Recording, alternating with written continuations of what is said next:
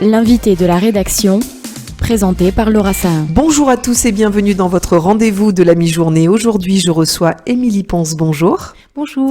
Avec vous, nous allons remonter l'histoire d'une personnalité passionnante. Vous êtes doctorante et vous préparez une thèse sur Renet Loranez. Renet Loranez est une chanteuse juive d'Algérie, joueuse de oud et compositrice d'expression arabe, parfois française, née le 25 avril 1915 à Tiaré en Algérie et morte le 17 novembre 1998 à Eubonne.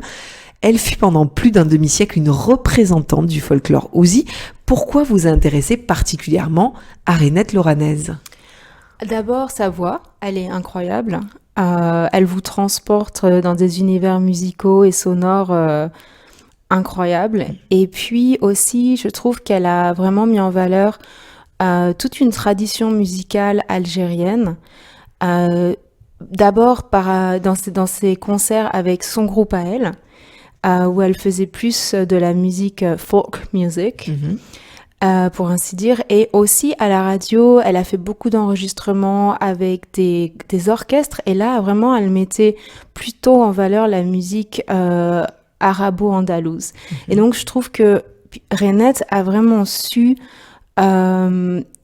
s'intéresser à des styles de musique différents, et vraiment rendre hommage, je trouve, à l'esprit musical algérien et aux traditions musicales algériennes de plusieurs manières. Donc, avec, comme j'expliquais, une musique peut-être un peu plus intime quand elle était avec son groupe à elle, et avec une musique un peu plus classique, la musique arabo-andalouse, quand elle en faisait des enregistrements à la radio avec des orchestres de taille et d'autres chanteuses algériennes. C'est une personnalité qui mérite d'être plus connue, selon vous. Il a fallu convaincre, je crois, tout un parterre de professionnels autour de votre doctorat, puisque vous êtes en cours de finaliser cette thèse, même vous débutez, je crois, cette thèse. En fait, je la termine, enfin, je la commence et je la termine. Alors, dites-nous, expliquez-nous. En fait, aux États-Unis, il faut devenir PhD candidate pour être officiellement autorisé à commencer l'écriture de la thèse. Mais avant d'être PhD candidate, on doit prendre des cours et on doit passer des examens écrits et oraux. Et donc, j'ai terminé tout ça. Et donc, ça veut dire que maintenant, je suis autorisée à commencer ma recherche en tant que telle dans mon sujet précis et à écrire la thèse. Voilà. Et alors, vous vous êtes intéressé à ce sujet. Est-ce qu'il a fallu convaincre, parce que j'imagine que Renet Loranez n'est pas une superstar aux États-Unis et que vous avez fait découvrir aussi ce personnage atypique. Exactement. C'est pas une superstar aux États-Unis. Effectivement, j'ai réussi à convaincre mon comité de thèse, mon jury, en fait. Et donc, même si eux-mêmes ne sont pas exactement spécialistes du Maghreb, sauf que là, je viens de rajouter une personne dans mon comité qui a écrit tout un livre sur le rail. Il s'appelle, c'est le professeur Shade Poulsen au Danemark. Donc, il a accepté d'être dans mon comité, mais effectivement, j'ai essayé de faire comprendre à mon comité que déjà la musique arabe, c'était important. La musique d'Afrique du Nord aussi, et qu'on n'en parle pas suffisamment, surtout des femmes, je trouve. Et donc, je m'intéresse beaucoup aux questions de genre et notamment aux femmes dans cet univers de la chanson traditionnelle arabe. Et de tout cet héritage culturel et musical. Et je m'intéresse aussi beaucoup, par exemple, aux femmes qui chantent le raï, comme Cher Harimiti. Et donc, je m'intéresse aussi au reste de la région. Donc, il y a une autre chanteuse qui m'intéresse beaucoup, c'est la chanteuse du Koweït, Aïcha Al-Marta, qui était plus jeune que Renet, mais qui, comme Renet, était aveugle. D'accord, donc il y a peut-être aussi des similitudes là-dessus. Alors vous êtes passé par Marseille, vous êtes actuellement à Marseille aussi pour prospérer autour de ces informations. Vous espérez obtenir des petits tips, comme on dit, pour vous guider dans l'élaboration de cette thèse. Marseille est une terre importante dans le cadre de ces recherches. Oui, exactement. Hier, donc j'étais au Mucem, par exemple, et il y a toute une expo très intéressante sur un petit peu les dérives de l'orientalisme, par exemple, et les représentations en peinture ou en sculpture, ou même en termes de documentaire de l'Orient par les anciens colonisateurs. Et donc les problématiques de ces représentations qui sont souvent plutôt des formes de propagande. Et donc il y a tout un regard très critique sur l'orientalisme en ce moment au MUSEM, et j'ai trouvé que c'était quelque chose qui m'a aidé à aussi me positionner par rapport à cette recherche en tant que Française. Il y a d'autres choses, vous allez aller au CDHA Aix-en-Provence, j'imagine aux Archives nationales. C'est ça, aux ANOM, exactement. J'ai déjà commencé des recherches aux ANOM à distance, mais il y a des documents auxquels je ne peux pas accéder sans y être en personne, donc c'est pour ça que je vais y aller. Et je suis très curieuse, en fait, j'ai déjà commencé à regarder tous les articles ou les mentions de Renet dans la presse algérienne des années 50 et surtout des années 50. Et donc, en fait, toutes les mentions de ses concerts, les dates des concerts, les musiciens qui l'accompagnaient, etc. Il y a beaucoup de choses. Alors, vous vous focalisez également sur la communauté judéo-algérienne dont Maurice Medioni faisait exemple, parti notamment ici à Marseille. Parlez-nous de ces recherches autour de ce thème. En quoi c'est passionnant, finalement? C'est passionnant parce que je trouve que c'est une communauté dont on ne parle pas énormément. Et c'est une Pourtant, à Marseille, il y a beaucoup de gens qui viennent d'Algérie. Ouais, mais je pense qu'en particulier la communauté judéo-algérienne, c'est pas forcément une communauté dont on parle énormément.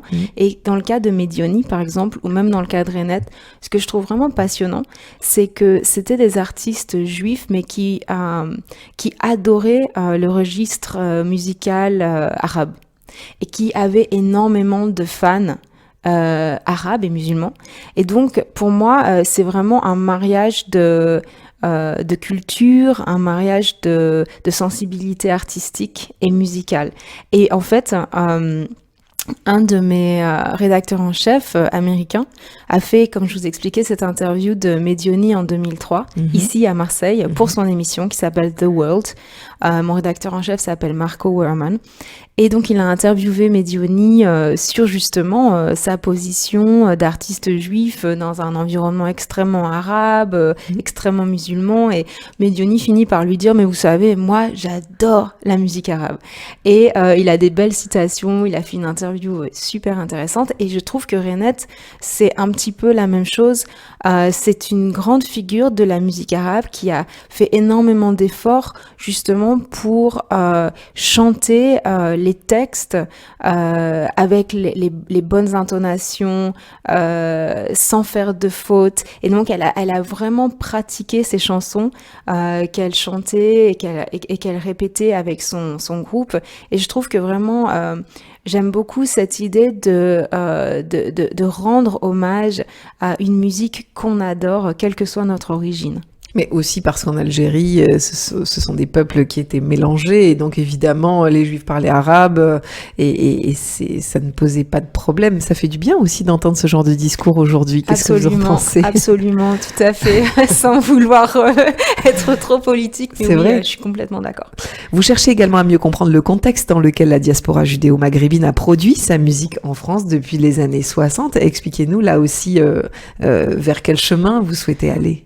Alors là, comme je suis vraiment un petit peu au début de mes recherches, ce qui m'intéresse, c'est vraiment d'essayer de mieux comprendre la démarche de ces artistes, surtout quand ils ont dû quitter l'Algérie, donc à partir de 1961.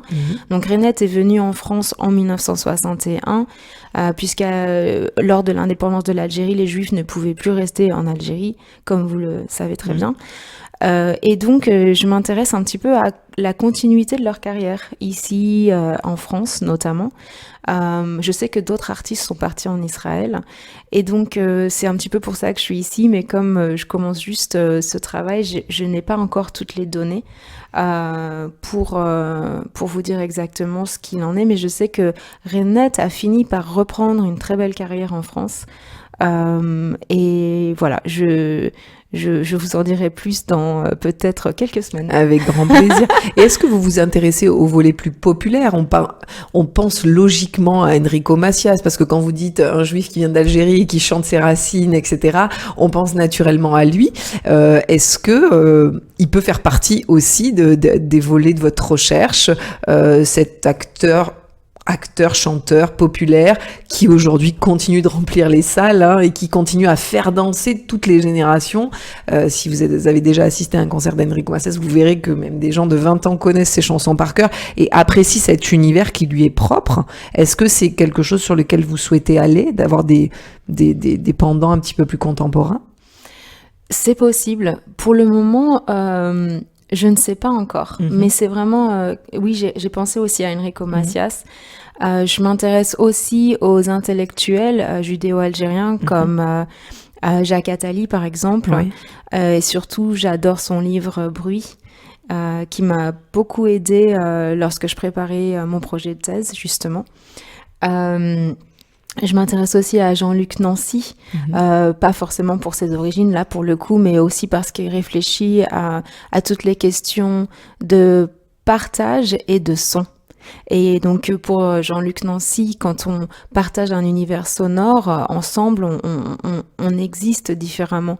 Donc, il a beaucoup réfléchi à ce que le son nous apporte et comment les sons nous lient. Et donc, voilà. Donc, j'essaie de réfléchir de façon un petit peu globale à toutes ces questions, pas seulement d'un point de vue musical, mais aussi d'un point de vue sonore. Donc, j'essaie de voir comment je peux... créer des ponts, finalement, entre les artistes, les histoires, les origines, les religions. Et c'est passionnant. Merci beaucoup, Émilie Ponce, d'avoir été avec nous aujourd'hui pour nous parler de ce sujet passionnant, Rainette Loranèse. Et on espère vous recevoir très prochainement, une fois que ça sera terminé, peut-être pour nous en apprendre davantage. Merci. Merci à vous. Pour voir ou revoir cette interview, n'hésitez pas à aller sur notre site internet radiojm.fr, nos réseaux sociaux, Facebook, Instagram, X et notre application Radio JM. Très bel après-midi à tous.